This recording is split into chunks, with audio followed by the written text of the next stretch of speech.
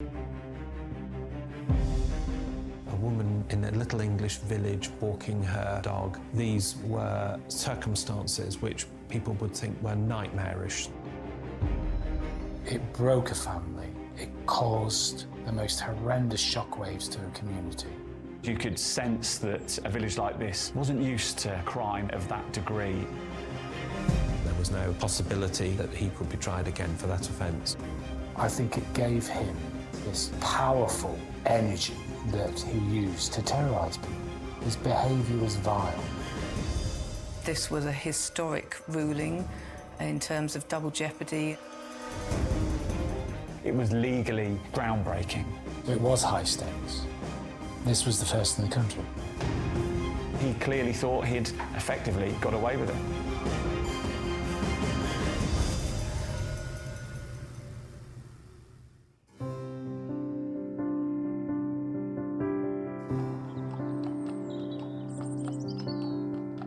Ascot under Wychwood, a pretty picture postcard village that's home to just 500 residents. This peaceful, rural parish lies in the Evenlode Valley in Oxfordshire. Ascot under Wychwood is a small village. Lots of villagers will have been here for many, many years. There will be families that have had descendants that have grown up in the village, and people know each other, that people look out for one another. It really is a tight-knit community where people generally know what's going on. You know, if you drove through a village, you'd say, oh, this is a really nice place to live, you know, very idyllic, nice people, and a place where you perhaps also feel quite safe.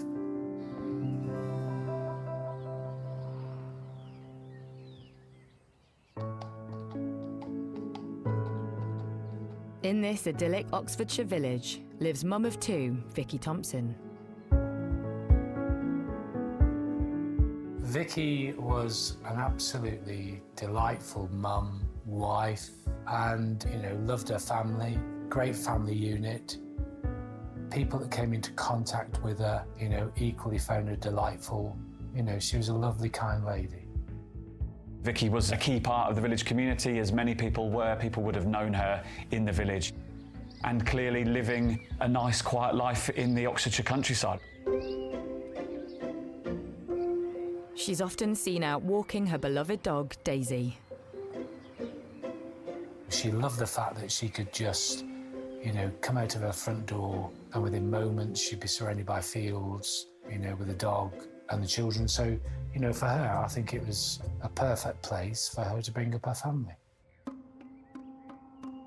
But Vicky's perfect idyll is about to change. Vicky had just celebrated her 9th wedding anniversary with her husband in the village pub where she worked. So on the Saturday, they take it easy, relaxing in the garden. It was a pleasant day, the weather was beautiful, so it was a typical, you know, idyllic weekend really, that, you know, that's what families sort of strive for. In the afternoon, Vicky decides to take collie Daisy out for a walk. It would have been about 3:45, 4 o'clock when she set off at a regular time down the same country lane, across a little bridge over the river that ran through the village, to walk Daisy down to Shipton Lane, it was called, and to come back. It's typical of a village lane in this sort of area, perfect for walking the dog, and I'd imagine it was a well-worn route for Vicky and many other dog walkers in the area. But today, Vicky's dog Daisy does something quite unexpected. The first that anyone was aware that something was wrong was when Daisy came back. And then, unfortunately, when the dog returned without her, that's when alarm bells started to ring. As time goes by, with no news from Vicky, concern starts to set in. Vicky's husband went out and started looking, spoke to neighbours, spoke to friends, and then, you know, you almost naturally go into a sort of second phase of now starting to do a bit of a search, which is exactly what happened. So it sort of morphed into more of a search and thinking something's not quite right. Vicky's husband assembles a small search team of family, friends and neighbours. They retrace her steps on her regular walk down Shipton Lane in the desperate hope of finding her. One of those who were looking for her did notice some bloodstains on the surface of the path, but they thought that they were the blood of a sheep or something of that kind. They didn't think much of it at that time, so they went back to the village, and it was only when she still didn't return and they went back again that they looked at the bloodstain more carefully and came to realise that it was quite fresh, that beneath the congealed surface it seemed still to be wet.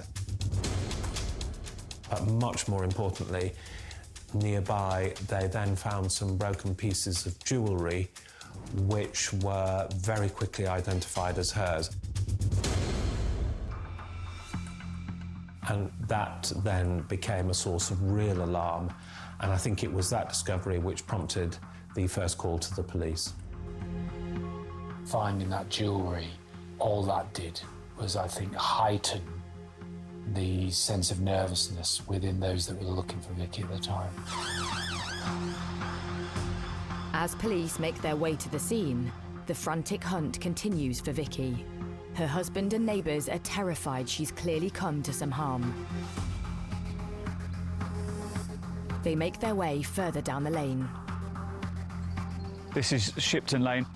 We've got the lane itself, and then to the right you can see the train track, and they must have really panicked and must have been desperate in time to find her, and it wouldn't have taken them too long once they'd realised that she was no longer on the path to scour the local area. 3 hours after Vicky went missing, they spot something sinister. They noticed a gap in the hedge that ran alongside the lane where the bloodstaining and the jewellery had been found. And when they went over to the gap, which led into a nearby agricultural field that was bordered by the embankment of the railway line, they could see something in the distance that looked out of place, and they made their way across the field. And they would have found her in a bad way here. To their horror, Vicky's lying on the ground, with blood covering her face and head. When her husband tries to speak to her, she's drifting in and out of consciousness. She was clearly in a very bad way. He spoke of her mumbling, and he tried to keep her talking and tried to keep her coherent. I believe she could name the name of their son. Something ominous close by suggests this is foul play. There was a stone there nearby. She'd obviously been attacked. She was bleeding, and to discover her like that is quite a harrowing experience, really. But Vicky was found, and she was found alive. Her husband asked her, "Who did this to you?" But he just couldn't quite make out what she was saying. She was clearly in a very bad way and clearly very seriously injured. She was certainly not able to say what had happened, still less to identify who was responsible. With Vicky's life hanging in the balance, an air ambulance is sent in response to airlift her from the scene. Time was of the essence to call in an air ambulance. That must have meant that she was clearly very gravely injured. And so she was airlifted to hospital. She's flown straight to Oxford's John Radcliffe Hospital, which specialises in treating brain injuries.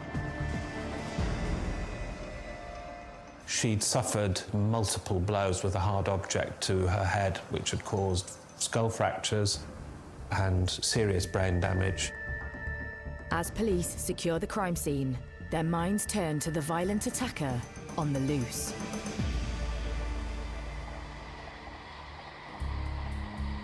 Had Vicky been in a position to talk, there is no doubt that she'd have said exactly who'd attacked her, because of course everyone knew everybody.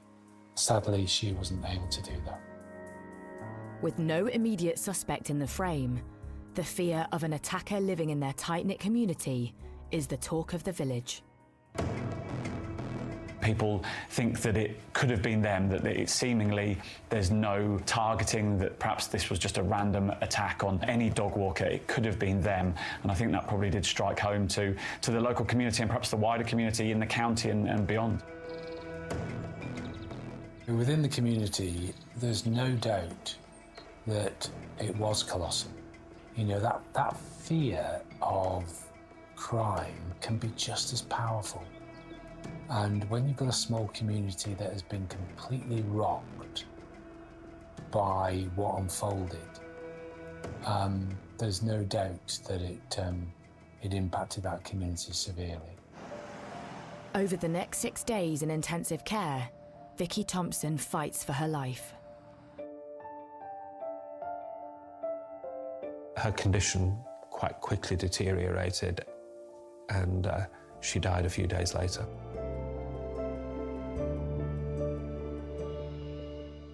And the cause of her death was blunt force head injury. It's the news no one in the quiet village of Ascot-under-Wychwood wants to hear. Vicky's violent assault has now become murder. As a reporter, I've covered many incidences of dog walkers being attacked, and they strike a chord with people. But when it develops into a murder, then I think it really does chill people locally.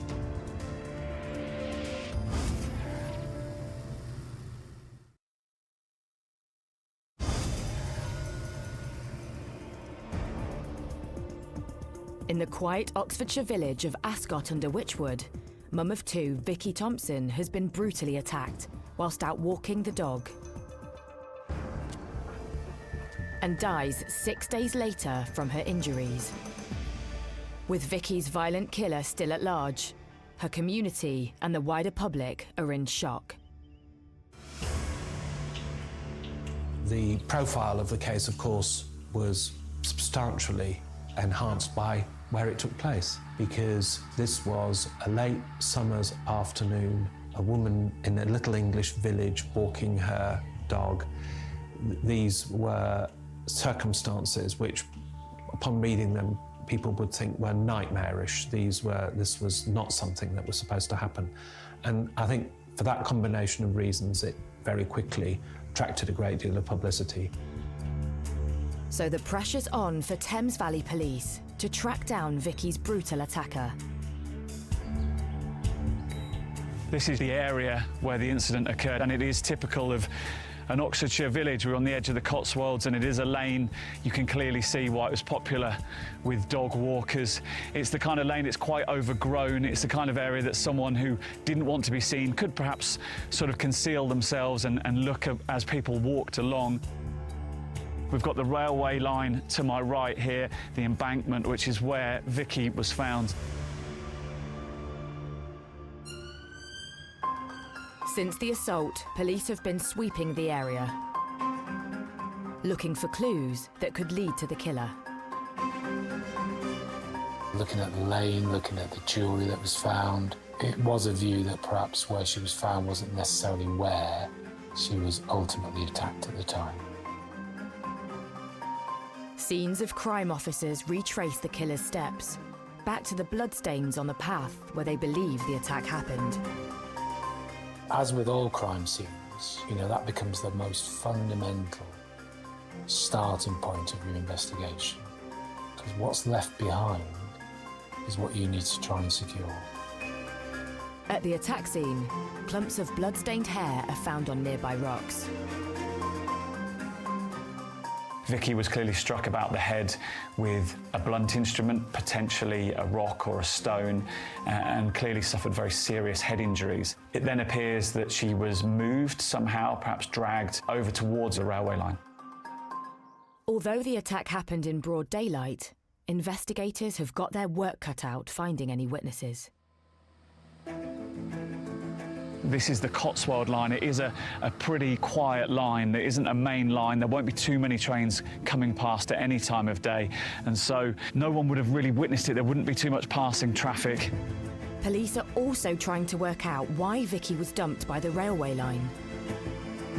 Potentially moving Vicky's body or moving her unconscious body towards the embankment might have concealed what had happened, that potentially it might have been made to look like an accident, but there was no real motive put forward for why she was moved closer towards this railway embankment. But 200 metres from the scene of the attack, officers make an intriguing find. In a hedge was found a plastic bag which contained 2 items of ladies' underwear that were discovered to have been contaminated with semen. This was obviously a hugely significant find, both because of what it was and because of where it took place. Although the underwear does not belong to Vicky, it's sent off to the lab for DNA analysis. Meanwhile, police continue the hunt for potential witnesses to the attack.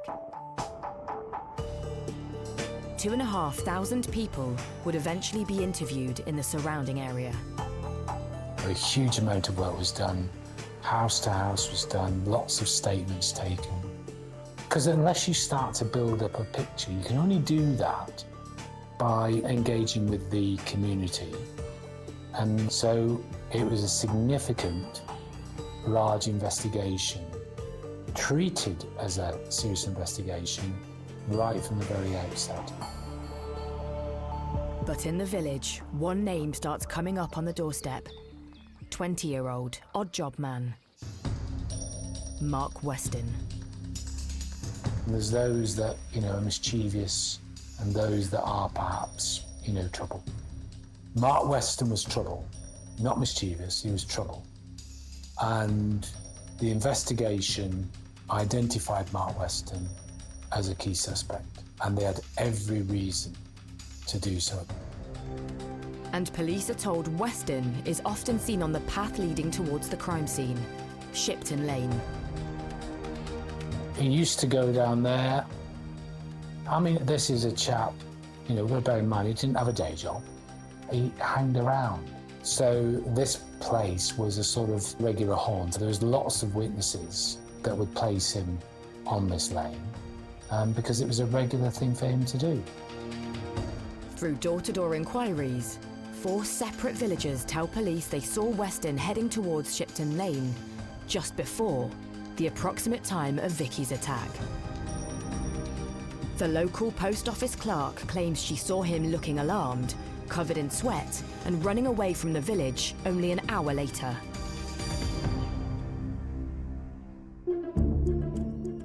Some witnesses had come forward and said that they'd seen him acting strangely.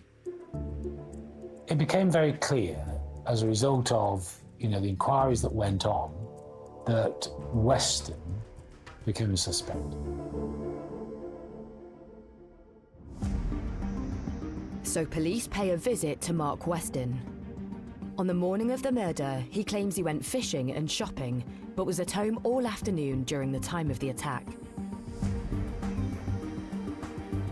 3 days later, when police question him again, his story changes, and he says he was at home all day. 5 days later, it's a different story. Weston claims he actually left his house at 5 p.m, not long after the attack, to call on his neighbours who weren't in. But Weston's neighbours beg to differ. They say they had been at home at the time Weston said he'd visited and had never seen him. For police, something doesn't stack up. There are conflicting reports about where he was. All this sort of stuff was coming in that conflicted with what Mark was saying. It would be right to look at him very carefully. But looking very carefully is one thing. Having the evidence to support an arrest is another. But when scenes of crime officers search his garden 4 weeks after the murder, they find the charred remains of a sweatshirt or jacket that he's attempted to burn. As the investigation went on, other evidence started becoming apparent about, burning of clothes. And so there's a few things that led the investigation to Mark Weston. Today, police have arrested a 20-year-old man in the investigation into the murder of Vicky Thompson. As the evidence builds, Mark Weston is arrested and taken in for questioning. He maintains his story, that he was at home at the time of Vicky's attack. Meanwhile, police search his house, seizing some of his clothing, including a pair of his boots. They are sent off for forensic analysis. The results come back to the senior investigating officer. The SIO at the time asked the question, was there blood on this boot? The answer came back, no. You can't do any more with that. The question's been asked, and the answer was given. Weston is released, and the police continue their inquiries. But soon, the lab has more news, and this time it could turn the case on its head. The lady's underwear found near the crime scene has a DNA result for the body fluids found on them. It matches Mark Weston. That became a key piece of evidence. It linked Mark Weston to the scene, no question at all.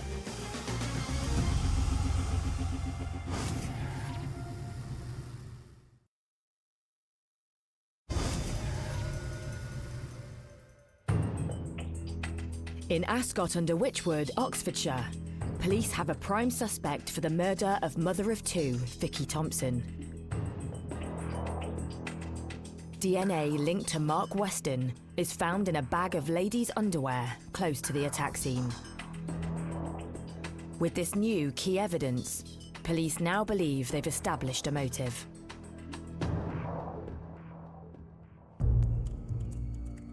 He quite possibly was seen by Vicky performing a sex act and perhaps reacted angrily to Vicky, perhaps accosting him and asking him what's going on, and then things escalated from there. I mean, would he really want the village to be aware that he was behaving like that, which was perverse activity? I think he was threatened with humiliation and possibly worse. And I think the initial violence that he used was in temper and spontaneous.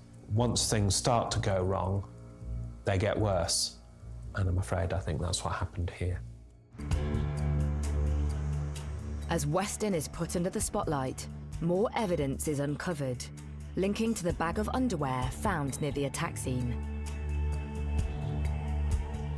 During a search of a narrow watercourse that ran down the back of the gardens of the houses in the street where he lived was another plastic bag in which were found other items of ladies' underwear which had been placed there or an attempt had been made to conceal them after the day of the attack. He did not want items of ladies' underwear to be found in his home which would connect him to the scene, and so he had separately disposed of those so as to prevent that connection from being made.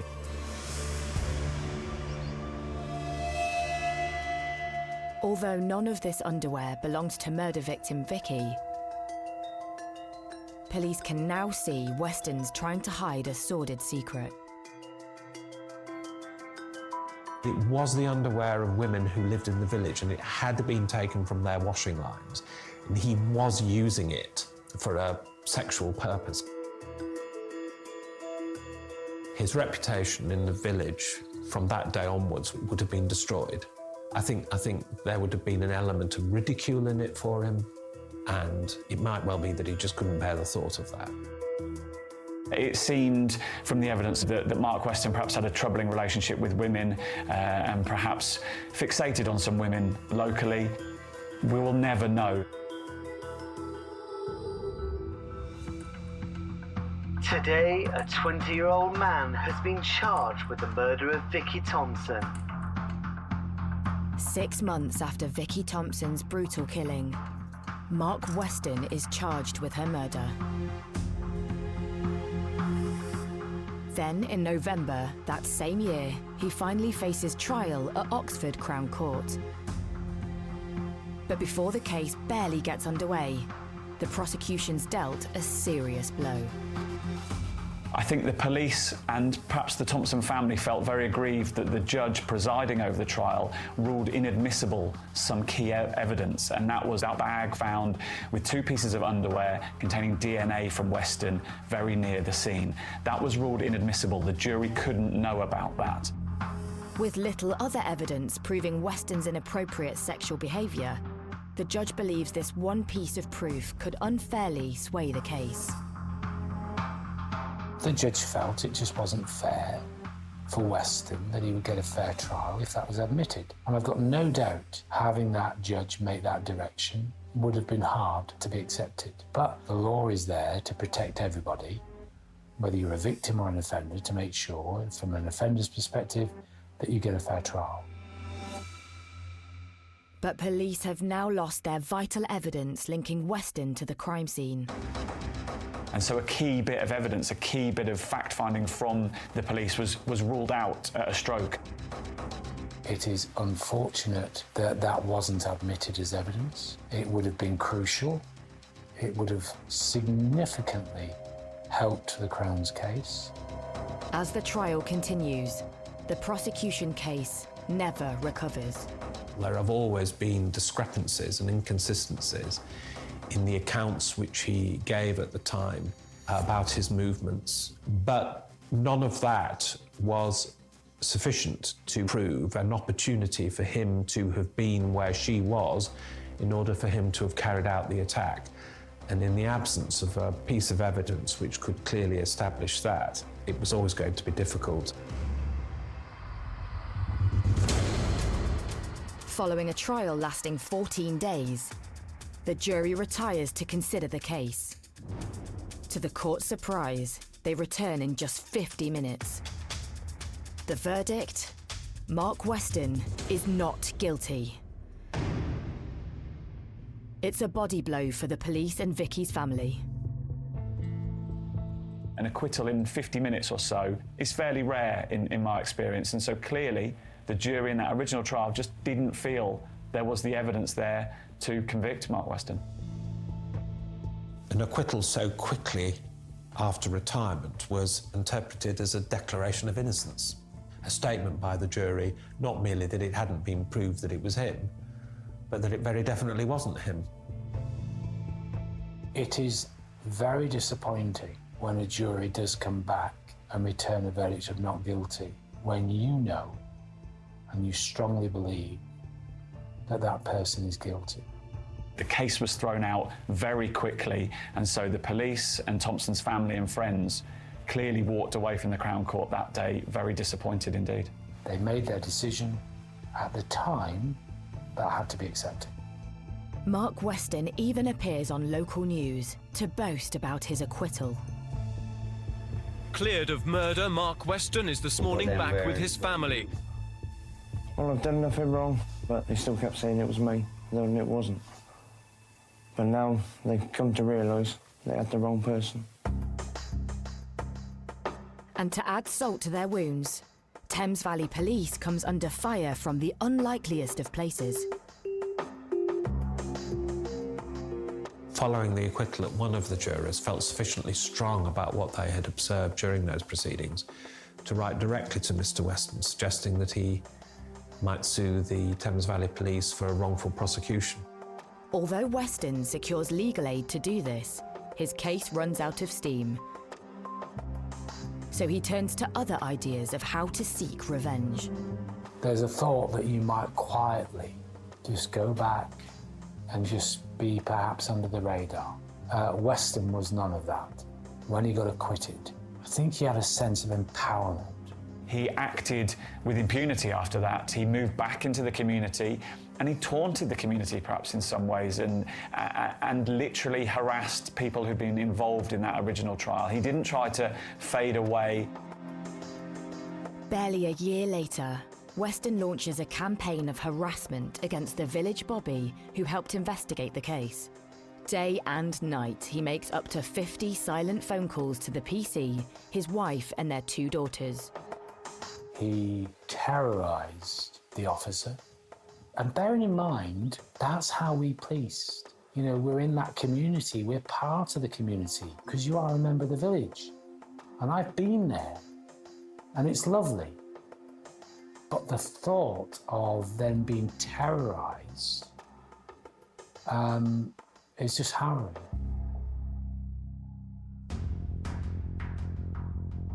After police put video surveillance on the village phone box and record Weston's phone calls, he's convicted for harassment.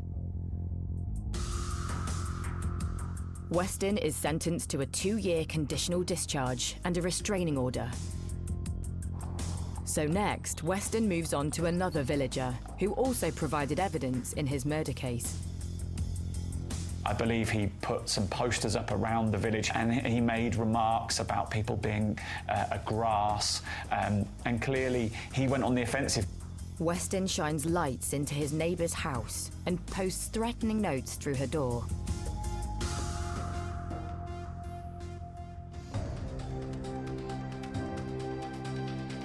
Mark Weston is convicted of harassment once again. He's sentenced to 100 hours of community service. This empowerment, I think, overwhelmed him. So he became very vexatious. I am permitted to do this because actually I've been acquitted. I think it gave him this powerful energy that he used to terrorise people. His behaviour was vile.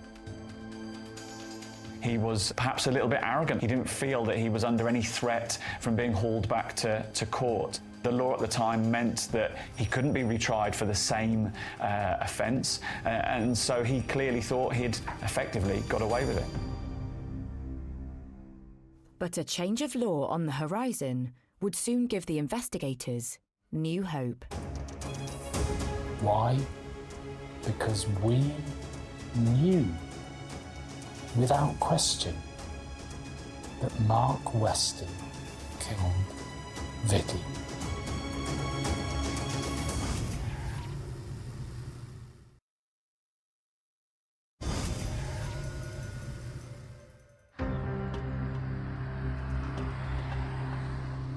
Ascot under Wychwood, Oxfordshire. In spite of proof linking Mark Weston to the murder of villager Vicky Thompson, he's acquitted in court. And the so-called double jeopardy law means Weston will never face justice again, even if new evidence comes to light. It was a horrific attack, and her family must have been deeply troubled by no one having been convicted of her murder. But in 2003, there's fresh hope. Parliament passed an act which abolished the common law rule of double jeopardy, permitting, in limited circumstances, the prosecution for a second time of the same individual for the same offence. 2 years later, on the 10th anniversary of Vicky's tragic murder, Thames Valley Police's cold case review team reopens the investigation, with then Detective Superintendent Barry Halliday leading the unit. That was typically one of the cases that was immediately identified as needing to be reviewed. That didn't mean it was easy for prosecutors to bring another case. It was, in fact, there was a very high bar for the prosecution to succeed. They'd also need compelling, fresh, new evidence. They knew that a murderer had walked free after that initial trial, and they just needed that one piece of evidence to get him, to nail him, to get their man. The light bulb moment for investigators comes from another high-profile case that hit the headlines 5 years earlier. The murder of Peckham schoolboy, Damilola Taylor. The senior police officer was attending a lecture and how, upon the first investigation of the death of that little boy, highly incriminating bloodstains had not been detected upon items of clothing being examined by scientists during the investigation, and how difficult it is sometimes to find them. So detectives try and hunt down any of Weston's belongings that weren't returned to him following the first investigation. They're in luck. Weston's boots are found in one of the Force's exhibit stores. Could they contain that golden nugget of proof police desperately need? There was no harm in sending those boots back in. Fresh pair of eyes, fresh forensic opportunities, and testing and examination, and just be sure that there was no forensics on those boots. In the 10 years since the boots last saw the light of day, forensic techniques have massively evolved. The changes in procedures for searching for blood would involve a change in the sorts of lights that we regularly use. We now use a fibre optic lamp, and that has a halogen bulb in it. Previously, people just used perhaps an overbench light with a tungsten bulb in it. And we know that that change in lighting is much better for looking for bloodstains. The other change is that we will more regularly use a low-power microscope to search an item for blood, whereas previously that wasn't routinely used. So scientists put Mark Weston's boots under the microscope to see if the tiniest spot of blood had been missed the first time round.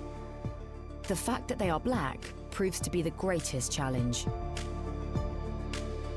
People think of bloodstains as being bright red. Well, they are when they're fresh, but they very quickly change their appearance. They darken. The blood doesn't show up readily on a black surface.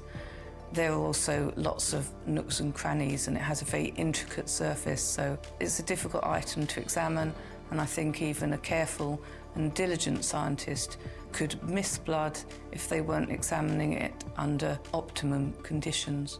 But soon, forensic scientists hit the jackpot. We found some blood staining on Mark Weston's boots, and DNA profiles were obtained from that blood, and those matched Vicky Thompson. That was really the significant moment in this case. It was the turning point. It's the news the cold case team have been longing for. The case was never closed. And to get a moment like that where you're told that all that hard work that your team has ploughed into and actually you get fundamental evidence is euphoric. They'd finally found that smoking gun, that real piece of evidence that they needed to seal the conviction that they thought they should have sealed years earlier. After 4 years spent rebuilding their case, police swoop in to rearrest Mark Weston. He was absolutely, frankly furious. You know, he was adamant, arrogant, can't believe this is happening to me again. You know, that sort of behaviour. So all the evidence was presented to him, including the overwhelming evidence of the blood of Vicky on his own boots. Absolutely no response from him at all, accepting any responsibility or liability for Vicky's death. A complete and utter denial. But the police aren't home and dry with a prosecution yet. Next, they have to convince a court of appeal. And these are uncharted waters. It's one of the first times a double jeopardy case has been heard before the court. Our case was made very strongly, and then there is that huge sense of nervousness whilst you're waiting for the decision.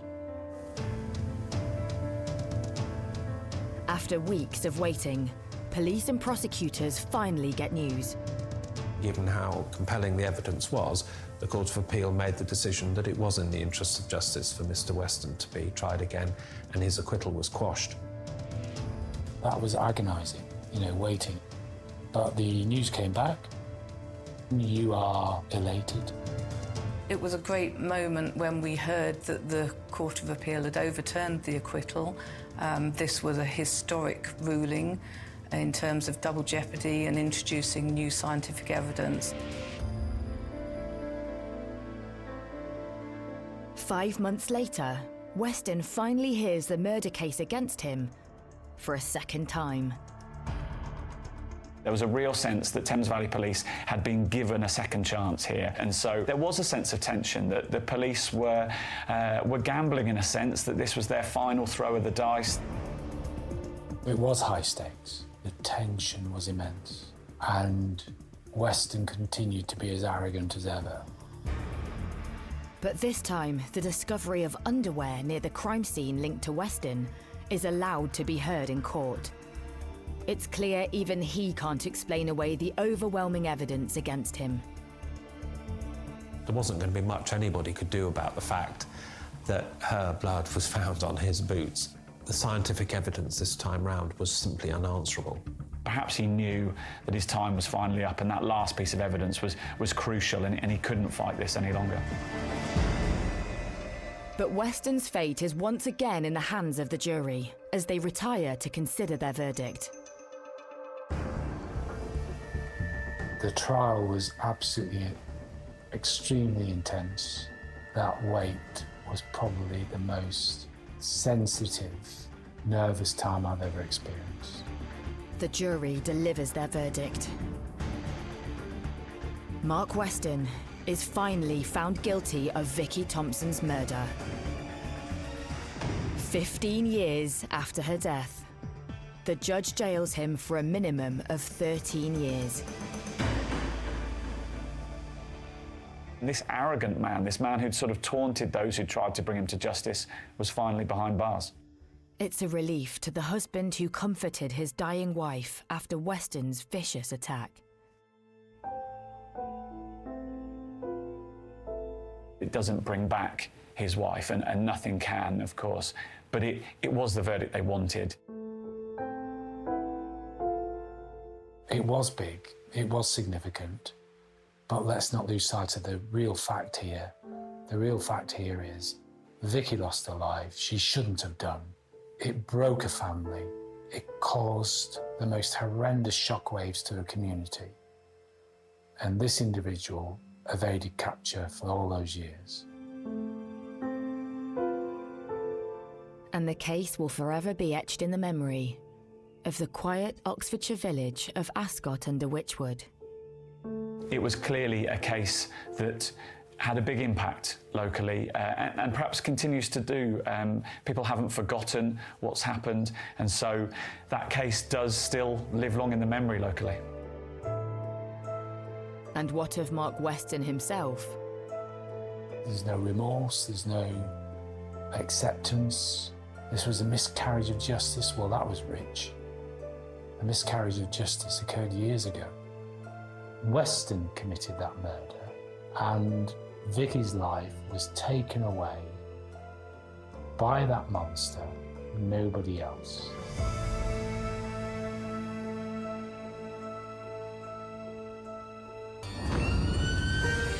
When police arrived at the scene, they found a body of a woman that had been badly beaten.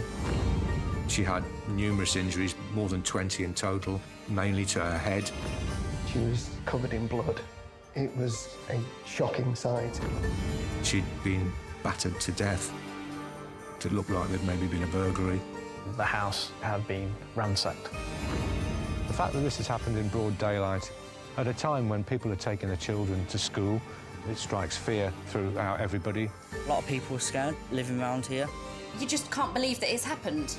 The big fear is that our community is then under threat.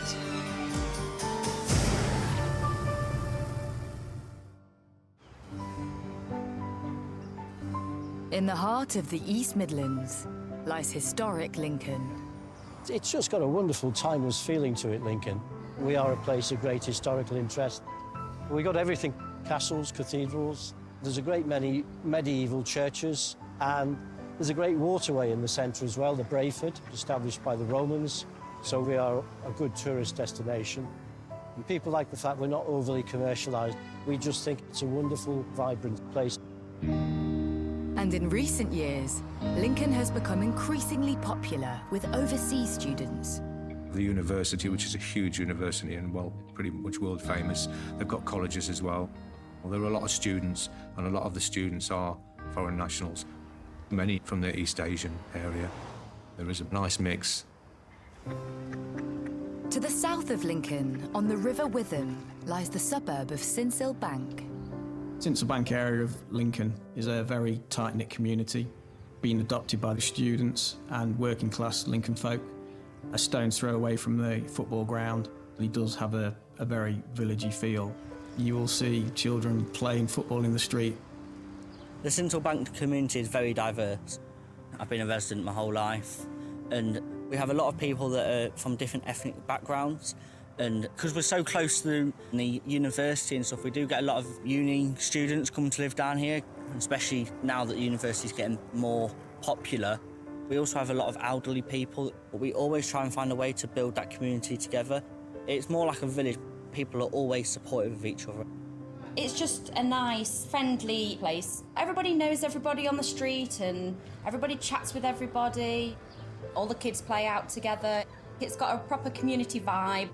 It's very close to the South Common, which is the major green area in the south of Lincoln. You know, there's a lovely park there where people go and walk their dogs and can go and sit. So you have got the nice, idyllic, peaceful park only a short distance away. But the peace is shattered on one summer's day.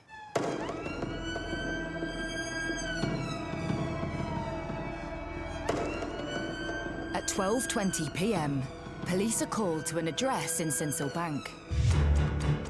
When police arrived at the scene, they found a body of a woman that had been badly beaten. She had appeared to have been beaten with a blunt object. The crime scene is secured. The police came, they cornered off the streets, they weren't allowed anywhere near your houses and stuff. No one really told us what happened. A murder investigation is immediately launched, and it's not long before the body is identified as 29-year-old student Mingzi Yang. But who is Mingzi, and how had she become a victim of such a brutal murder? Mingzi Yang was originally from China. She came to the UK in 2008, and she was studying English at Lincoln College. Initially, she lived in the Humberside area, and in 2012, she moved to the address in Sincil Bank, where she lived with her partner, who she'd met fairly recently, Darren Grundy, and her young 5-year-old son. Mingzi's son was from a previous relationship, but Darren quickly became part of the family. As a couple, they were engaged to be married and were due to get married the following year. But on the 17th of June, Darren had grown increasingly worried throughout the day when Mingzi failed to answer her phone. He'd gone to work and he'd been trying to get hold of her throughout the day without any success. So he left work early and made his way to the address. Darren arrives home and makes a shocking discovery. He found a scene of devastation, really. It looked like it had been ransacked. It looked like there'd maybe been a burglary. There was a lot of blood in the address, and he discovered Mingzi's body. And then he raised the alarm and the police were contacted. As the police begin their investigation, they need to establish what Mingzi's last known movements were on the day of her murder. Detectives will use a phrase sometimes that says if you find out how a person lived, then you'll find out how they died. It's about building up a detailed picture of that victim, because somewhere in there might just be the answer as to why this has happened and who's committed it. On the morning of the 17th of June, she'd gone and took her young son to the local primary school, which was a very short walk away, and returned to the address. The killing was believed to have taken place in broad daylight, early in the morning after school, although the body wasn't discovered until Mr. Grundy raised the alarm. The question is, who could possibly have wanted to harm Mingzi? First thing that would go through my head is to try and establish exactly what has gone on. The initial mystery for the police was that the house had been ransacked. There had been a burglary, and that possibly an intruder had killed Mingzi Yang. News that a possible burglary has turned into a murder sends shockwaves across the local community. There was fear and a sense of shock because it's not something that happens with frequency in Lincoln at all.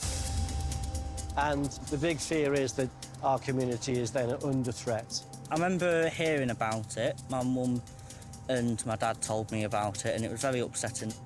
It's very traumatic knowing that it was basically on your front door. You know, you could go to sleep at night and something bad could happen. This could have been my mum, or this could have been my sister, or this could have been a relative that lives across the road.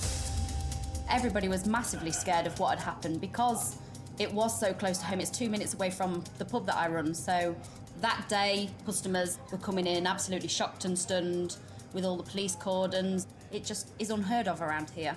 You just can't believe that it's happened. There was a genuine fear from people who lived in the local area that a burglar or intruder was at large and had carried out such a devastating crime in broad daylight. Neighbours were obviously concerned that this could possibly happen to them.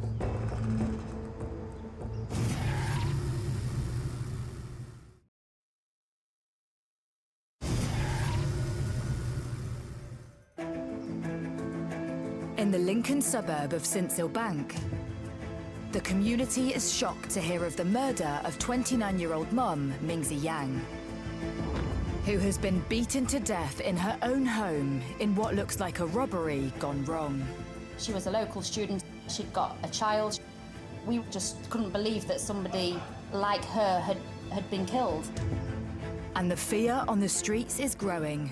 A lot of people were scared of living around here, knowing that something really bad's happened, and it's on your front door.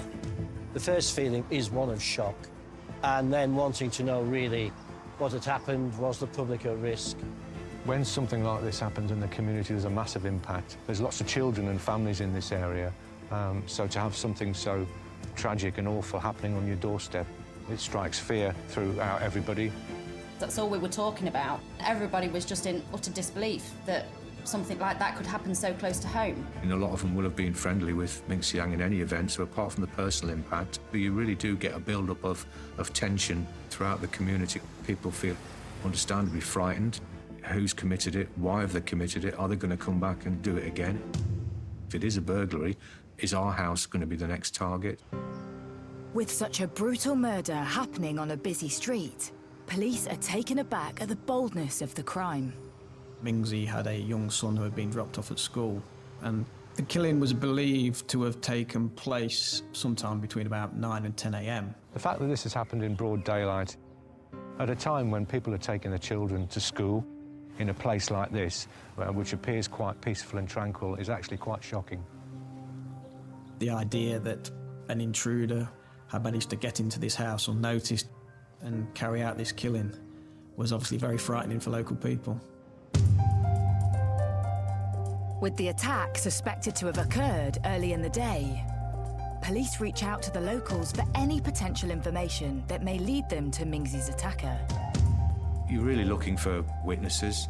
Something that's happened like that with so many injuries and so much devastation within the house would presumably have made some noise. You know, had she been screaming and shouting for help? Have the neighbours heard or seen anything? In a case like this, in an area like this, the community are absolutely vital. They are the eyes and ears, and they're going to know things and see things that the police will never get to find out about. So it's really important to get out in amongst the community, make yourself visible and ask those important questions, because just by being here, you may be approached by a member of the public who tells you something that in isolation might seem quite minor, but actually, when you put it together as part of a jigsaw puzzle, it could actually help to solve the case. Local reporter Richard Van Plu is also on the scene. The first time I became aware of Mingsy's death was when the police put out a press release saying that the body of a woman had been found. Killings like this, obviously in rural areas, don't happen every day, and people are quite rightly shocked. And sometimes when you arrive at the scene, people will talk to you. It's their main way of dealing with what's happened. But so far, door-to-door inquiries have uncovered no leads to Mingsy's attacker. With the fear in the area growing, forensics arrived to examine the scene. When I arrived at the scene, it was a shocking sight. Mingsy was face upwards and she was covered in blood. She was in the main living room. There was large, pooled, smeared blood staining on the carpet all around Mingsy's body.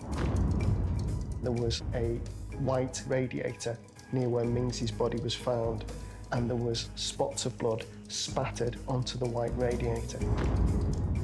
The smears and pools of blood along the carpet had indicated to me that she'd been assaulted at one end of the room, and she was on the floor crawling towards the kitchen in an attempt to escape. The blood spatters on the radiator and on the adjacent wall indicated that as she was crawling along, she was being hit with the blunt instruments repeatedly. Post-mortem results then arrive, which further adds to the horrific nature of Mingsy's death. A post-mortem found Mingsy's injuries were quite severe. She had numerous injuries, more than 20 in total, mainly to her head. She also had, interestingly enough, some defence wounds, including a fracture to one of her hands, which clearly indicated that she'd been trying to fend the attacker off. But the actual number of injuries and the nature of those injuries were very, very severe and would only ever have resulted in one thing, which was her death. She'd basically been battered to death. But as police scour the scene and surrounding areas, there is no sign of the murder weapon. The weapon used was believed to be a very hard, heavy, blunt object. But interestingly enough, it wasn't recovered from the scene, which suggests that potentially the offender may have possibly brought it with them, but certainly taken it away with them, which does suggest a degree of premeditation and planning and the realisation, even in the moment of everything happening, that actually they might have left some evidence on that weapon. Police start to suspect that their initial theory, that Mingsy disturbed a burglar who then attacked her, could be wrong. This is reinforced when detectives examine Mingsy's possessions. Burglary is normally where somebody goes in and steals something. Sounds fairly obvious, but that's what happens. So if there were items in that house, such as TVs, electrical goods, jewellery, cash, you would expect someone that's committing a burglary to take those. The fact that items didn't appear to be missing is really important. And new forensic evidence casts further doubt that Mingsy disturbed a burglary taking place. The perpetrator had gone upstairs and opened a number of drawers, which made it look like a burglary. However, the intruder had done this after he'd assaulted Mingsy. We know that because Mingsy's blood was on the stairs in the form of footwear marks, and her blood was on the drawers in the form of finger marks, glove marks in blood. In my mind, your average burglar, if they're startled, they're just going to want to get out of the property. They don't want to harm anybody, they just don't want to get caught. Why would a perpetrator repeatedly beat Mingsy and then take the risk of going upstairs to see if they could find something in her bedroom? It just didn't quite add up. By re-examining the post-mortem results, police suspect this attack may actually have been carried out by someone closer to home. The nature and the number of injuries and the fact that they were all caused to Mingsy's head area is a suggestion that perhaps this is a little bit more personal. It's almost like a humiliation, and perhaps not just a stranger attack or a burglar that's been disturbed. Considering the nature of Mingsi's injuries, the police would have to consider whether this was an argument that had gone wrong. In the majority of murder cases, there is some kind of connection between the victim and the offender. 90% of murders are committed by people who know the victim, and normally very closely. As police begin to suspect that Mingsi could have known her attacker and that whoever it was had a grudge against her, they look to her previous relationships, beginning with her ex-husband, 33-year-old Wai Hong Sang. Police contacted Mr. Sang. He lived in the Grimsby area. He was a chemistry graduate with dual nationality, so he was a Brit as well as Chinese. He had gone through a recent divorce with Mingsi, and they shared a son together. Police want to know where Sang was on the day his ex-wife was murdered. Mr. Sang was asked to provide a written statement of his movements on the 17th. He disclosed to police that he had taken the day off work. Sang's statement explains why he took the day off and outlines a clear alibi for the time Mingsi was murdered. He had the day off work and he went to Sherwood Pines in the Nottingham area, where he went trail biking. And he could provide car parking tickets and receipts to back this up. With a solid alibi and evidence to prove it, Sang is discounted from the inquiries. So police shift their focus elsewhere, and to one person in particular. The police, they would be examining who Mingsi had spoken to, who were the last people that had seen her. Obviously, in this case, Darren Grundy was virtually living at Mingsi Yang's address. Darren Grundy would likely to have been the last person to see Mingsi Yang alive. He's the person who's in a current relationship with her. He's the person who discovered the body.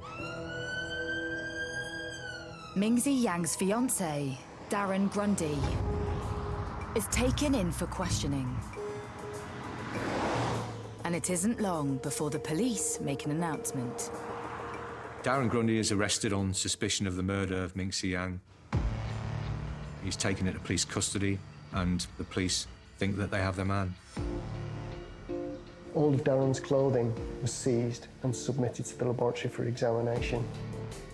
The police were convinced it obviously had the hallmarks of a crime of passion.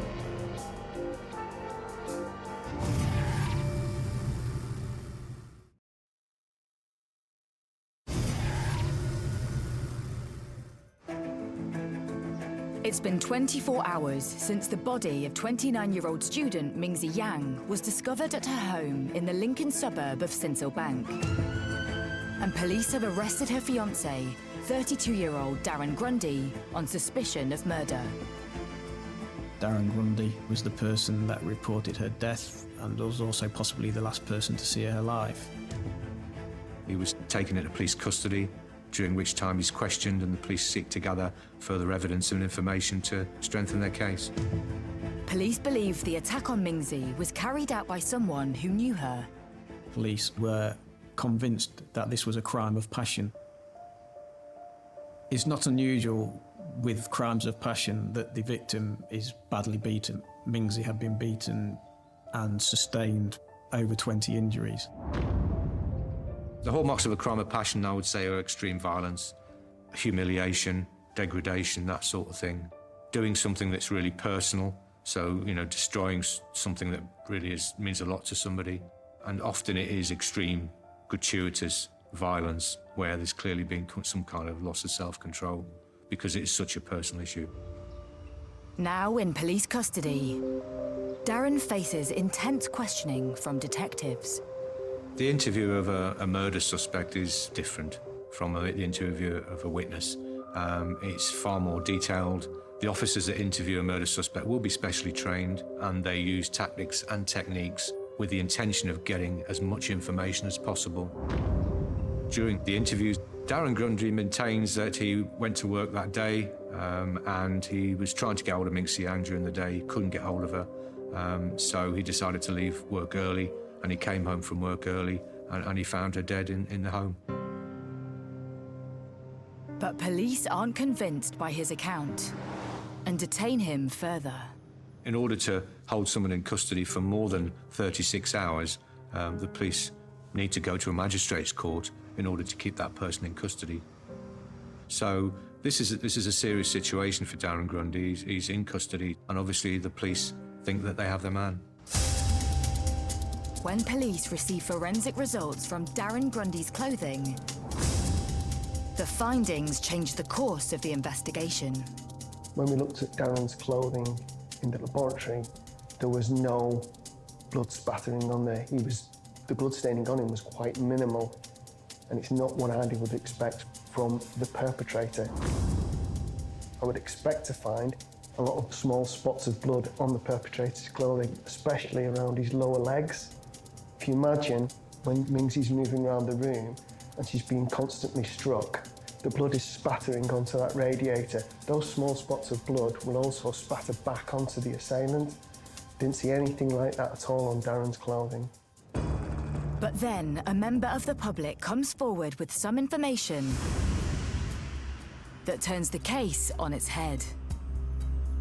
The Sincilbank area of Lincoln is a very tight-knit community, and following the news of Mingsy's death, the teenage boy who was in the Sincilbank area on the morning of Mingsy's murder did come forward. He reported to police that he had seen a cyclist loitering very closely to the back passage of Mingsy's address.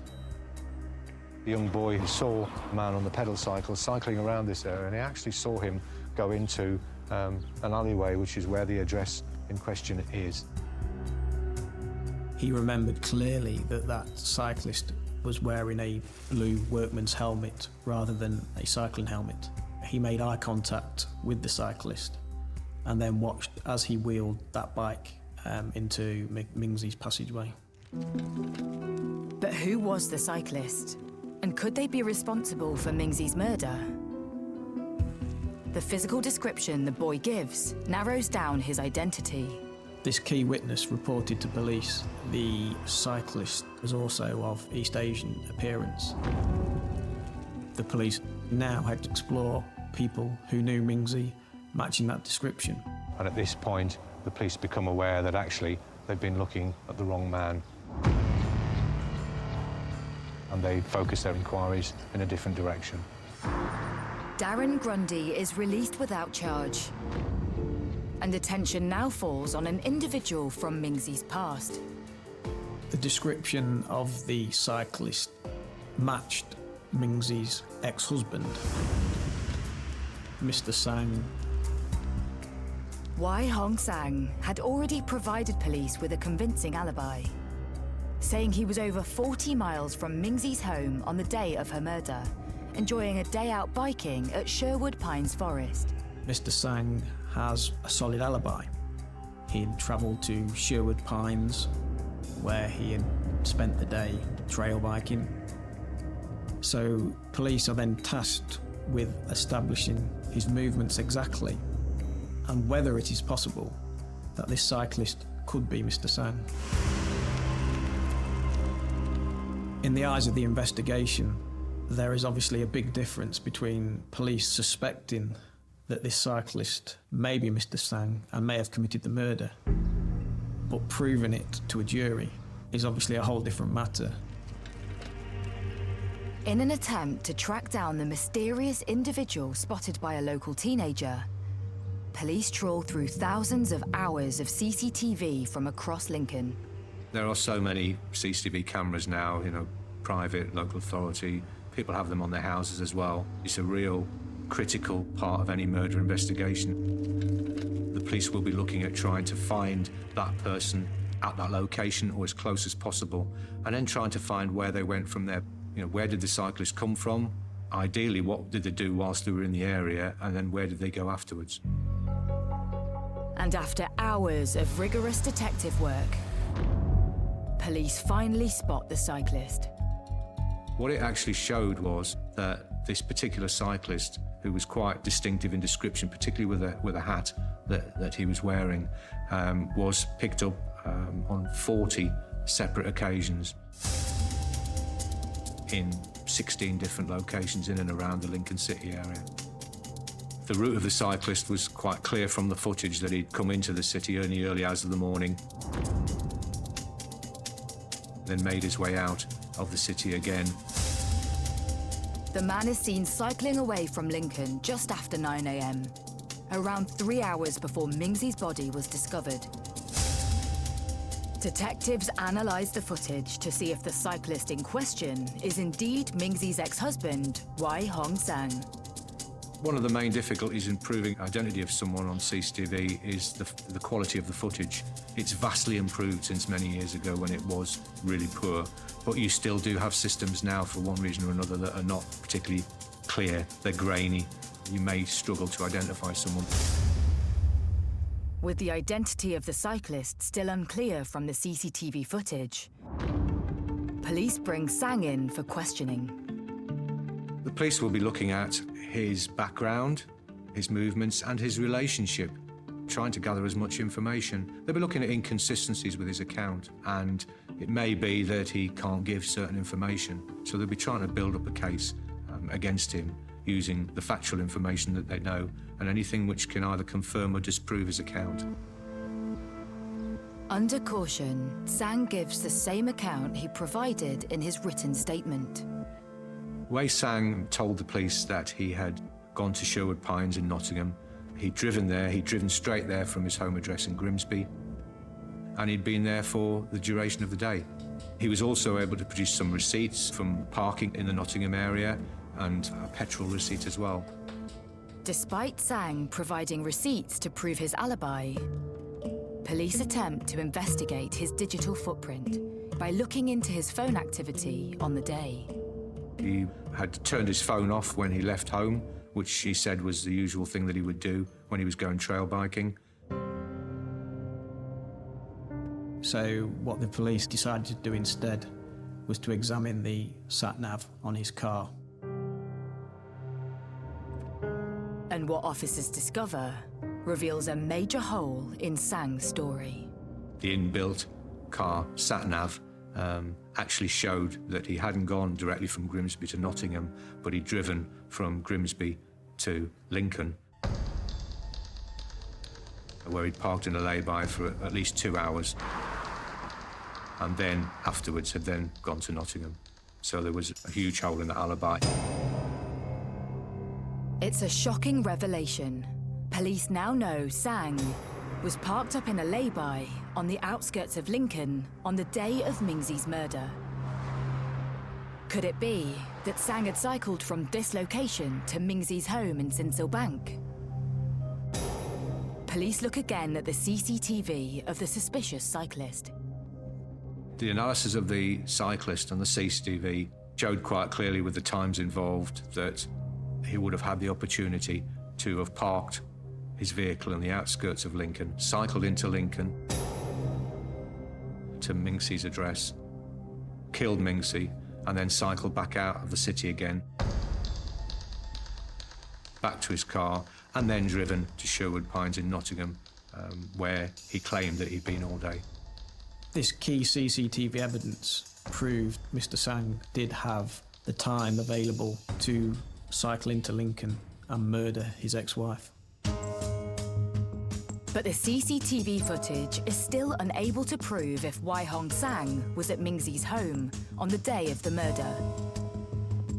The only evidence police have is circumstantial and unlikely to hold up in court. But then, forensic results from a search at Sang's address returned from the lab. The police submit various items for forensic examination from Wai Sang. There were items which were actually purchased after he'd separated from Mingsi Yang. We examined a number of items from him, including a watch. The watch, when you looked at it with a naked eye, it didn't look as though there was anything on it at all. So I think the watch had probably been cleaned. But in the laboratory, once we could look at it using a low-power microscope, we could manipulate the hinges, the links, and you could see that in between the links there were some small blood stains. Those samples of bloodstains were then subject to DNA profiling tests, and the blood was attributable to Mingsi.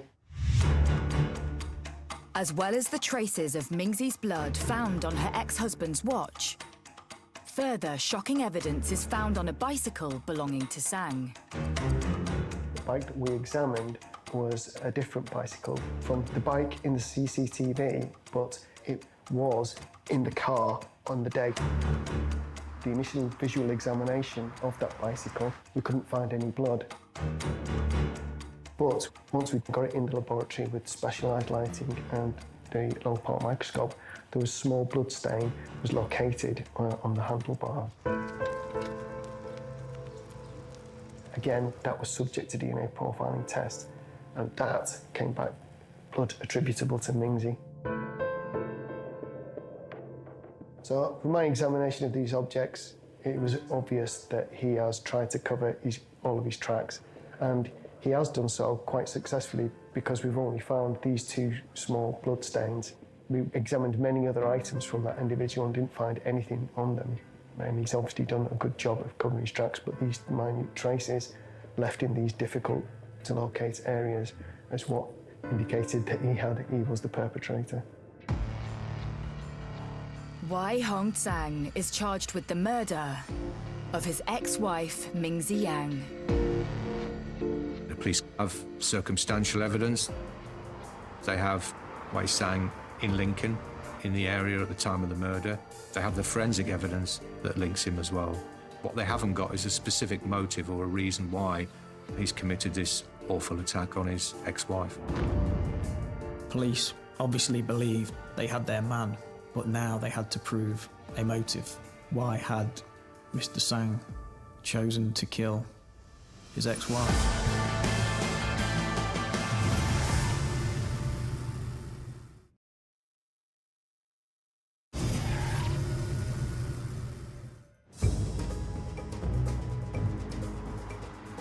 "33-year-old Wai Hong Sang has been charged with the murder of his ex-wife, 29-year-old Mingsi Yang, in the Sinselbank area of Lincoln. Having pleaded not guilty, the case is sent for trial.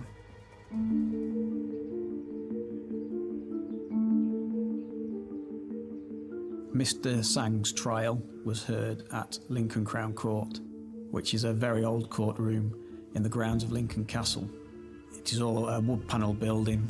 The judge sits high above the courtroom in a wooden seat. The defendant sits opposite in the dock, and witnesses give evidence to his right. It is a very personal experience for everybody in the room. As any officer involved in a murder case, you always will feel an amount of apprehension before a murder trial, because no matter how strong the case appears to be, and no matter how happy you are with how the investigation has gathered pace and been concluded at that point, there's always an opportunity and a chance that something could come up during the trial that could change the direction of things. And even if it is a technicality or something that doesn't directly impinge on the actual case itself, sometimes that can be something that influences a jury in a kind of negative way. As the trial begins, local reporter Richard Van Plu observes Mingsi's alleged killer in the courtroom. Sang was very composed. He was obviously a very intelligent man and was following the proceedings intently, but showed little emotion. The prosecution opens their case against Sang. The prosecution presented a strong case, backed by the CCTV evidence and the sat-nav evidence, but it wasn't an overwhelming case. The prosecution in the case were looking to show that there was a degree of pre-planning and preparation in this case, the way that Wei Sang had behaved, the fact that he'd lied about where he'd been, that he came to Lincoln in his vehicle, then came on his pedal cycle into the city centre. The fact that there were so many injuries inflicted on Mingsi Yang, it was clearly a personal attack, and it was clearly something that he'd planned, and he'd tried to cover his tracks very carefully. The pathology evidence presented at trial showed that the injury that most likely killed Mingsi was a brutal wound to the head. but the murder weapon was never recovered, and the prosecution suggested that this meant it was carried out by somebody with premeditation who had taken that weapon away and made sure that it wasn't found. To the courtroom's surprise, Tsang agrees to give evidence. As a journalist in the courtroom, you sit in a wood-panelled seat right next to the witness box, where Mr. Tsang gave evidence. And confronted by the evidence from the sat-nav, Tsang gave an account that he did leave his car in the lay-by near Lincoln. This differed from the account that he initially gave the police. Tsang agrees that yes, he did go to Lincoln, but rather than going into Lincoln City on a push bike, he said that he drove to the outskirts of Lincoln, he parked in a lay-by, and he slept for a couple of hours. And the reason he gave for not telling the police this during his first account was that he didn't want his new partner to find out that he'd been sleeping. The prosecution confronts Tsang with the CCTV footage from the day of the murder. They are convinced this is Tsang heading towards Sinsel Bank. Tsang was adamant that the cyclist in the blue work helmet was not him, and that he remained in his car asleep on the outskirts of Lincoln. Wei Tsang denies being the person on the pedal cycle. He simply says it's not him. Despite the overwhelming forensic evidence against Tsang, the court are yet to hear a motive behind the killing. But then, details of Mingzi and Tsang's marriage are revealed to the jury. It's revealed that there was a history of coercion and abuse from Wei Tsang against Mingzi Yang. It's been going on for some time before they actually divorced. Domestic abuse is very rarely isolated. It's something that will often go on perhaps for years. I read a statistic recently that said that there were 50 incidents of domestic abuse that would normally occur before someone calls for help. And the victim will often put up with abuse or coercion for a long period of time before they eventually come to the point where they actually ask for help. Mingzi Yang had actually reported previous incidents of domestic abuse to Humberside Police on 3 separate occasions before she moved to Lincoln, and actually before Darren Grundy had come onto the scene.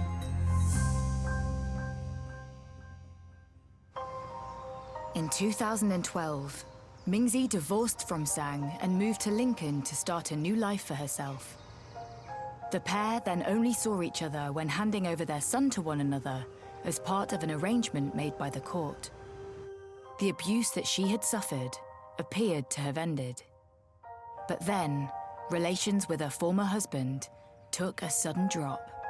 During the trial, it was established that the divorce between Mingzi and Tsang had not been straightforward. There had been some disagreements over the custody of their son. And obviously, that is something that can raise very high emotions. Mingzi and Tsang had initially settled on shared custody of their son. But in the lead up to that fateful morning, it appears Mingzi had put in motion plans to end this. They shared custody, but the prosecution put the motive on the basis that he got a letter a few days before where she wanted more custody of their son. Wei Tsang had received at least one letter in relation to those custody arrangements, so it's believed that actually Mingzi Yang was looking to see more of her son, and Wei Tsang wasn't happy with that, and this potentially was the reason why he killed her. In my experience, in a case involving children and personal relationships, it can be something on the face of it quite simple, and in isolation perhaps not as serious, that can send somebody over the edge. Could potentially be a build-up of tension and stress over a period of time, and the person just kind of snaps.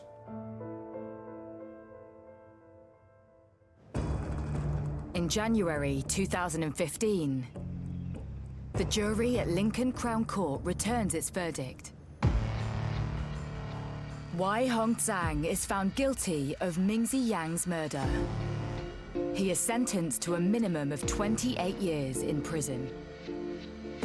At the end of the trial, the jury returned a guilty verdict on the charge of murder. They were obviously convinced by the prosecution case and returned an extremely quick verdict for a murder case. They took just 2 hours to find Sang guilty. Wai Sang, I would say, was a cold-hearted individual, self-centred, deceitful, and clearly very violent.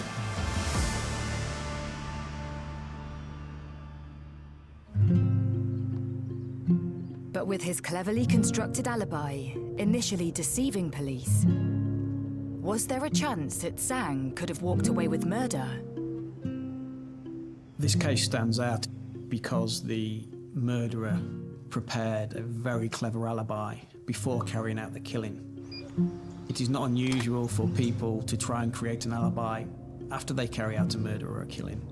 But in my career as a crime reporter, there are probably only 2 or 3 other cases where someone has gone to such great lengths. He's sat down and thought this through. He's obviously an intelligent person. He's covered his tracks. It just tells me that, yeah, he is that kind of cold, calculated kind of a person. If it wasn't for the blood on the bike and the watch, although he is on the outskirts of Lincoln, it's not beyond reasonable doubt that a jury could have been convinced that he wasn't the cyclist. The case really turned on the forensic evidence. You know, he may well have got away with that murder in years gone by, but fortunately with the advances in forensic science and the specialist CCTV that's available and the experts nowadays, he was quite rightly tracked down and sentenced. If this murder had happened 30 years ago, at the start of my career, it's probably quite unlikely that he would have been convicted. With Sang now behind bars, the community reflects on the impact Mingzi's death has had on her family. It's so traumatic. She was so young and she moved here, she wanted a better life, but she hasn't witnessed a whole life yet. I think this case is shocking in terms of the level and the nature of the injuries. The sentence reflects the serious... Xin chào các bạn, chào mừng các bạn đã quay trở lại với kênh của mình. Ngày hôm nay chúng mình sẽ cùng làm một chú đầu thỏ bunny thật là xinh xắn nhé. Để làm được chú đầu thỏ này thì các bạn chuẩn bị cho mình một cuộn len màu hồng hoặc là màu các bạn tùy thích, kim móc, kéo, kim khâu len và ghi đánh dấu. Kim móc ở đây thì mình dùng kim móc 2.5 nhé. Chúng mình bắt đầu nhé. Đầu tiên thì các bạn tạo cho mình một vòng tròn ma thuật. Móc vào vòng tròn 6 mũi móc đơn.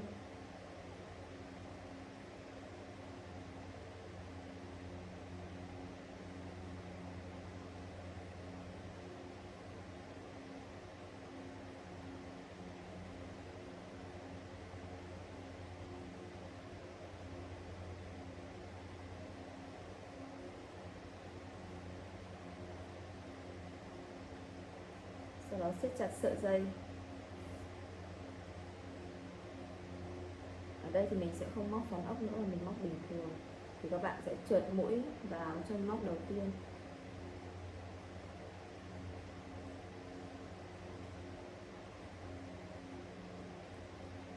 Để lên hàng thứ hai các bạn lên một xích.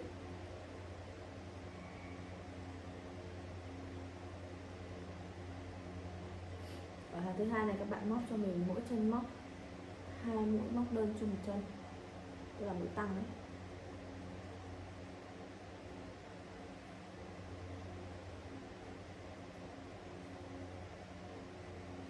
Đánh dấu mũi đơn đầu tiên này.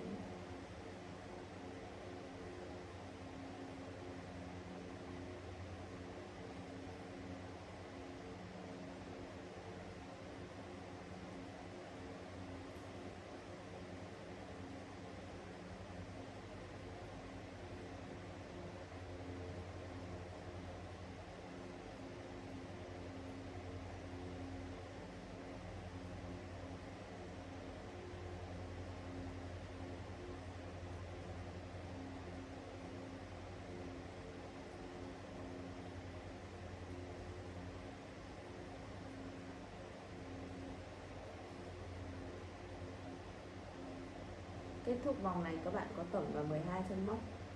Các bạn lại trượt mũi vào chân móc đầu tiên. Mình đánh dấu rồi đấy. Móc một mũi rời.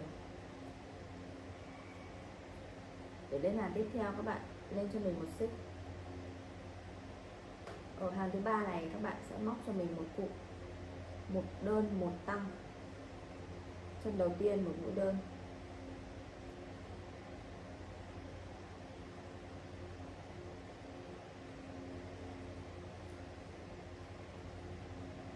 Chân thứ hai một mũi tăng.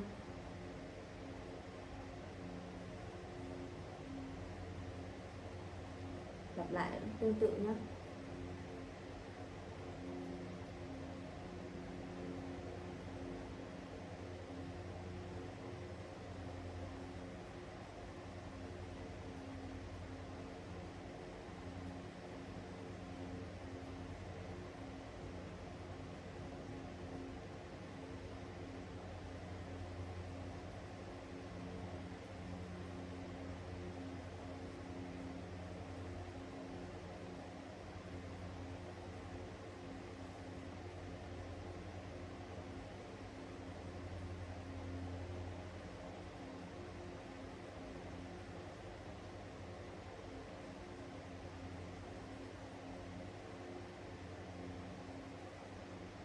Kết thúc vòng các bạn trượt mũi vào chân móc đầu tiên. Để lên hàng thứ tư các bạn lên cho mình một xích. Chân móc đầu tiên móc cho mình một mũi đơn. Nhớ đánh dấu vào nhé. Chân thứ hai một đơn. Chân thứ ba một đơn. Và chân thứ tư một mũi tăng. Ở hàng này chúng ta sẽ có một cụm 3 đơn một tăng, lặp lại đến cuối nhé.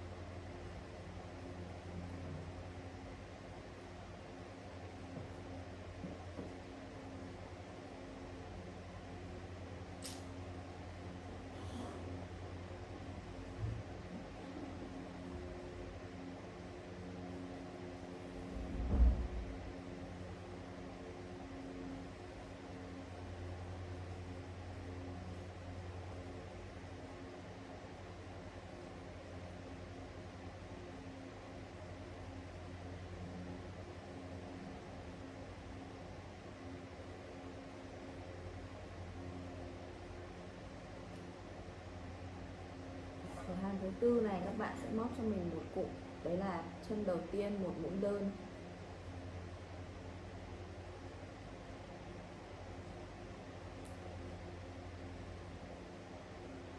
Đánh dấu lại. Chân thứ hai một mũi tăng.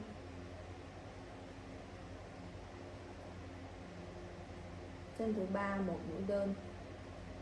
Chúng ta sẽ có một cụm, một đơn một tăng một đơn, lặp lại đến cuối nhé.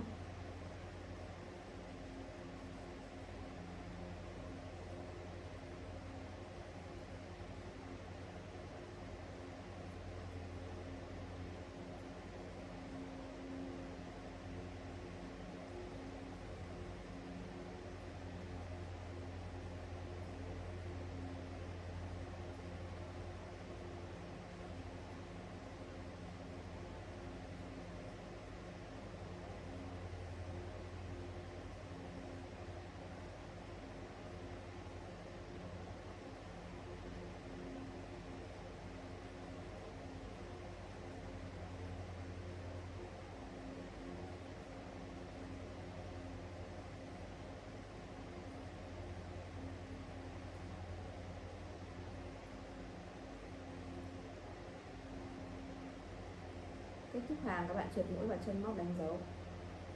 Để lên hàng thứ hai, lên cho mình một xích.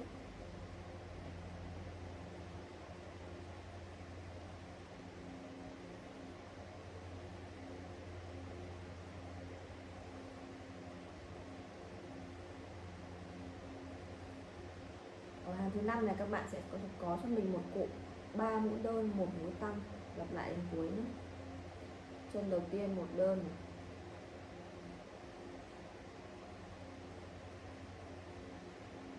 Chân thứ hai một đơn, chân thứ ba một đơn và chân thứ tư một mũi tăng.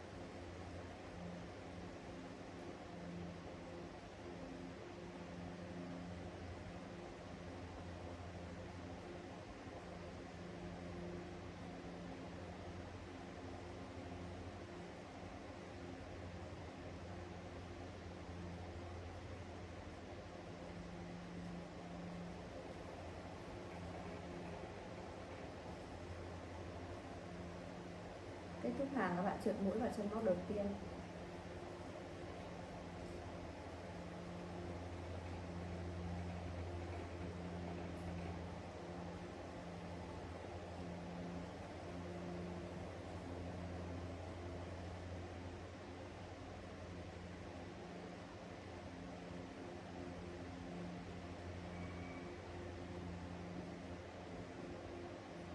Để lên hàng tiếp theo các bạn lên cho mình một xích. Ở hàng thứ 6 này thì các bạn sẽ móc mỗi chân móc một mũi đơn cho mình nhé.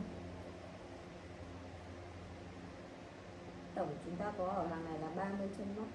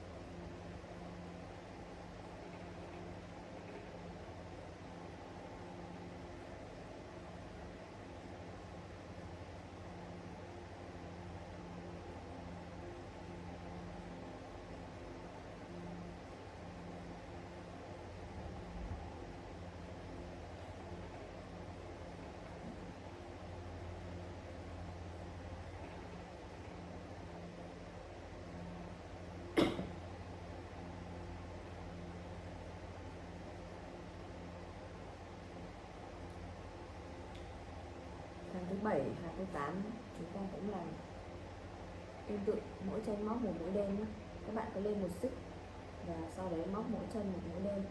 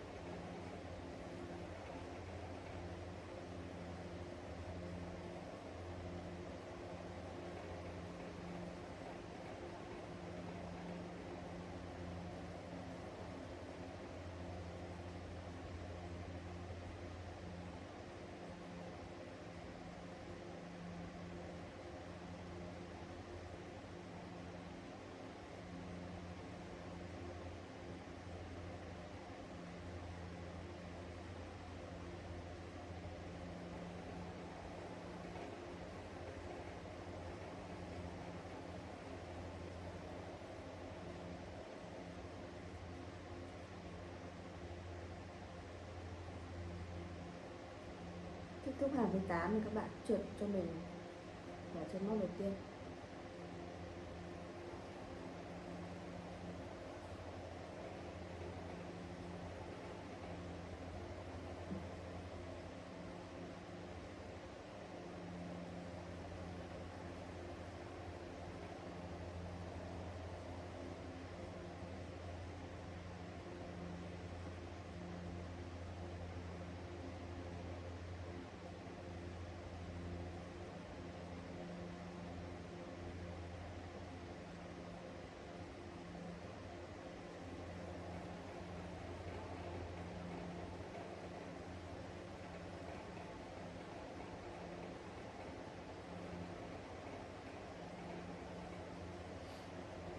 Để móc lên hàng thứ 9 các bạn móc lên cho mình một xích.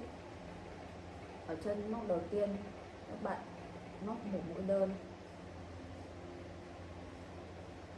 5 chân móc tiếp theo các bạn móc cho mình mỗi chân móc là một mũi đơn. Thế là chúng ta sẽ có 6 mũi đơn liên tiếp.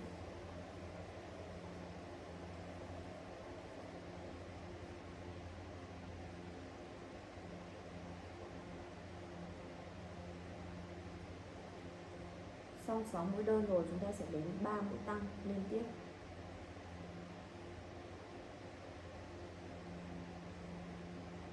Một tăng, 2 tăng, 3 tăng. Sau đấy chúng ta sẽ có một cụm, một đơn này, một tăng,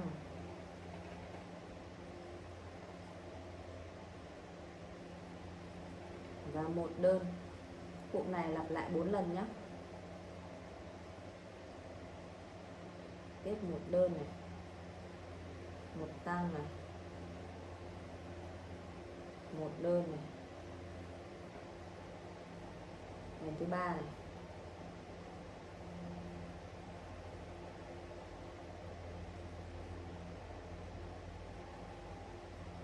ngày thứ tư,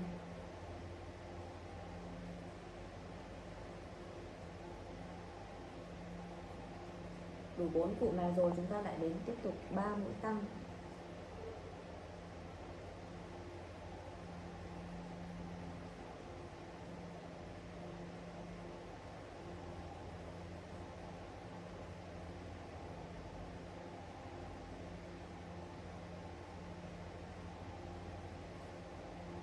Và cuối cùng còn 6 chân thì mỗi chân sẽ một mũi đơn nhé.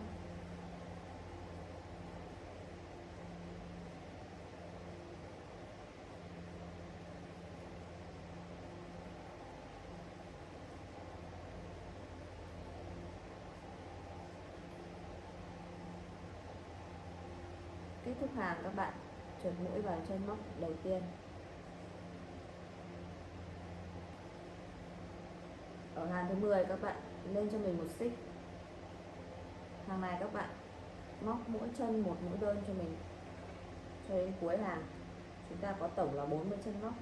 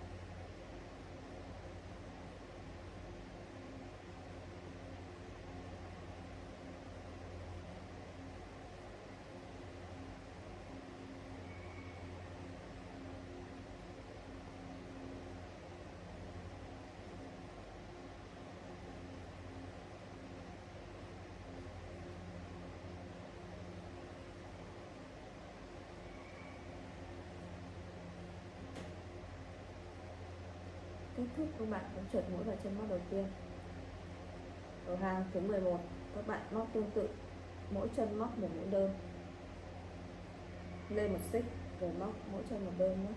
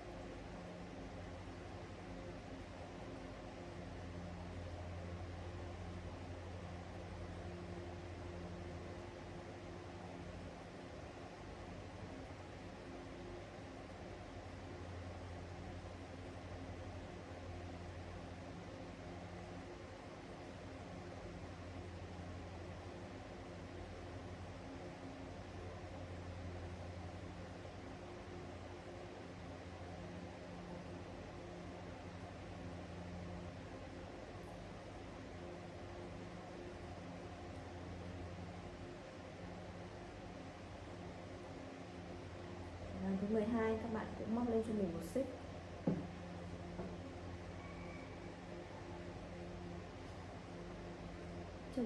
Ba chân móc đầu tiên các bạn móc cho mình mỗi chân một mũi móc đơn. 1 đơn, 2 đơn, 3 đơn. Chân thứ tư các bạn móc một mũi giảm.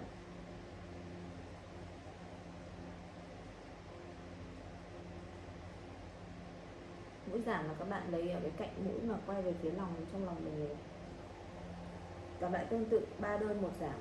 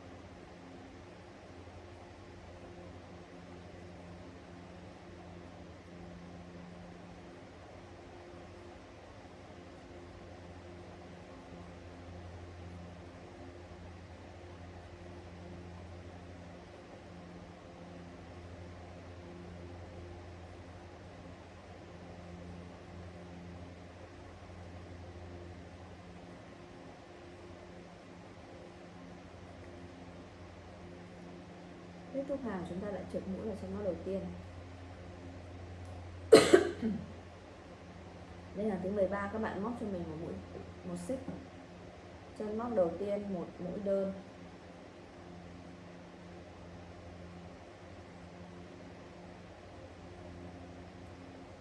Chân thứ hai một giảm. Chân thứ ba một đơn. Chúng ta sẽ có cụm một đơn, một giảm, một đơn lặp lại cuối nhé.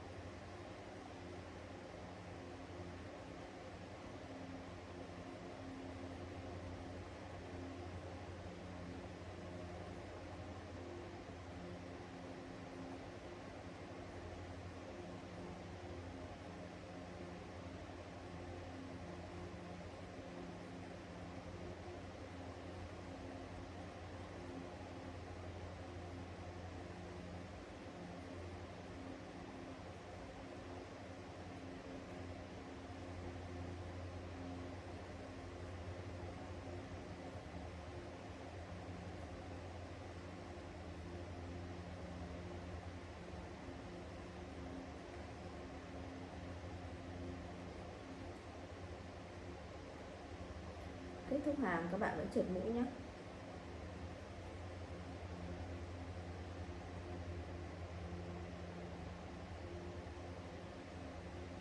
Ở hàng thứ 14 các bạn lên cho mình một xích. Chân đầu tiên các bạn móc một mũi đơn. Chân thứ hai các bạn móc một mũi giảm.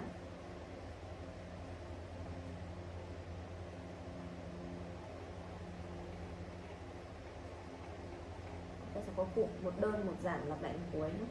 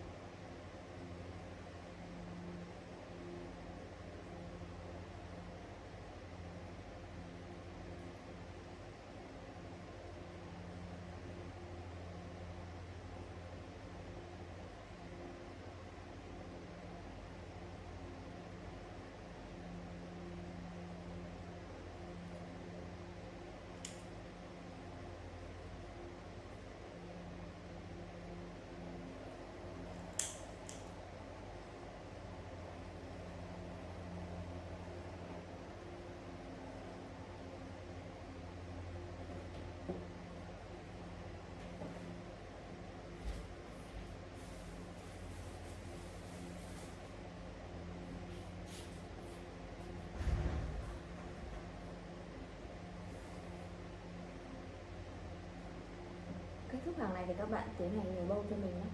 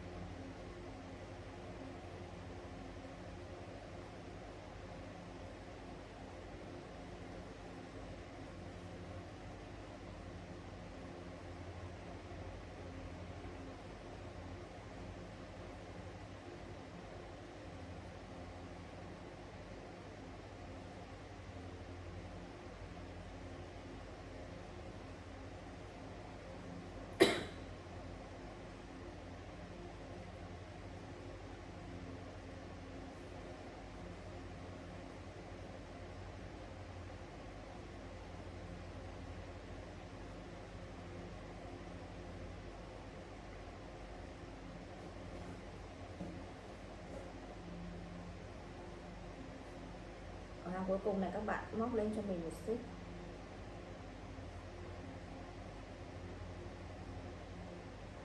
Và các bạn móc cho mình 8 mũi giảm nhé.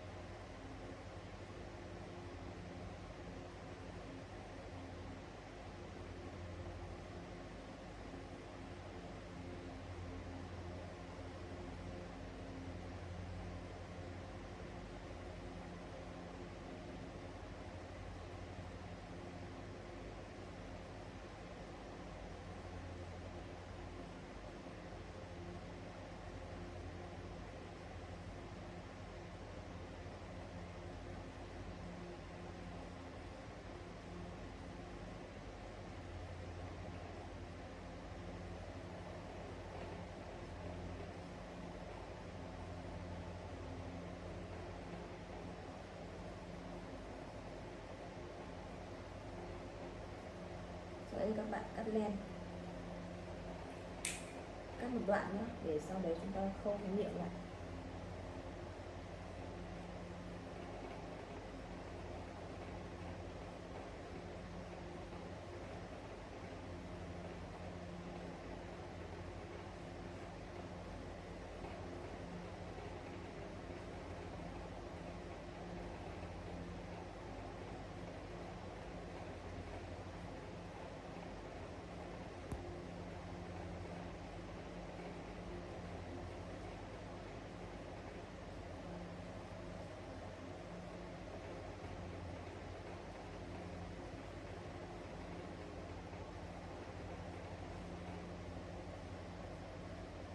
Các bạn sẽ khâu ở cái viền ngoài nữa.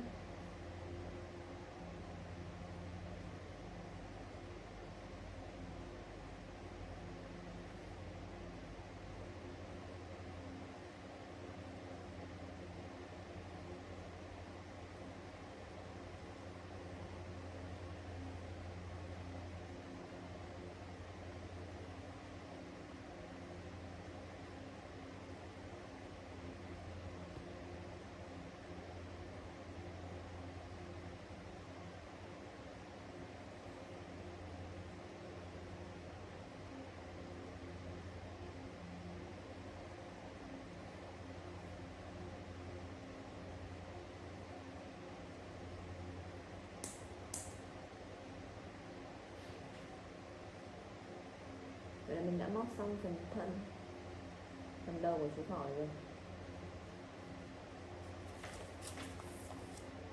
Bây giờ nó sẽ móc đến phần tai nhé.